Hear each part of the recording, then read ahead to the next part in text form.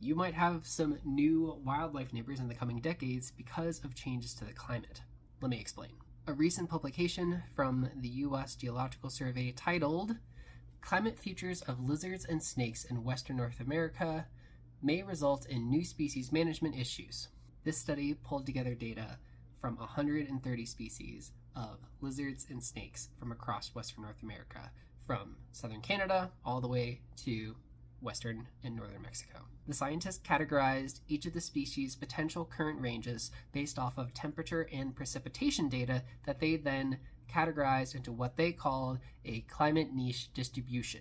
And then, using a ton of climate data and climate predictions, they then looked at what those species ranges might be by 2100, or the end of the century, as the climate continues to change. And the results were pretty interesting. They found that over 2/3, or 68%, of the 130 species would actually see an expansion to their climate niche distribution by the end of the century. And on top of that, there was a general trend northward. And that's because as the Earth is heating up, those further northern latitudes would actually be more favorable to many of those species that are going to be living in areas that are already going to be getting hotter, that are already a desert.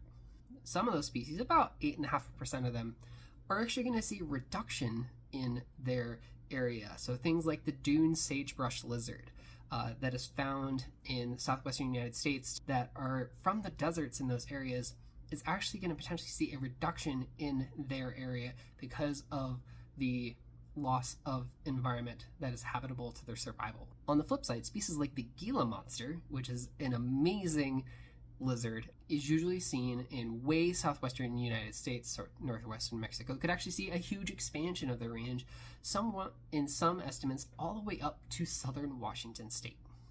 Now, I want to be clear, there is not going to be Gila monsters in Washington state next year or even 10 years from now. Yes, it is possible that some species will adapt to the changing climate and not necessarily change their range.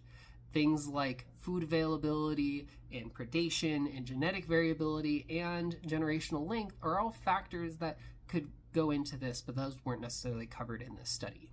This is just the start of a much longer process as we understand how wildlife is going to change over time as a result of a changing climate. You can check out the full dashboard on the USGS's website to maybe find a species that is in your area. It's not just humans that are being impacted by climate change, it is all species, and so we need to be able to monitor that. Let me know if you have any questions over in the comments. I'm Will, I help connect people to science, and I'll see you next time.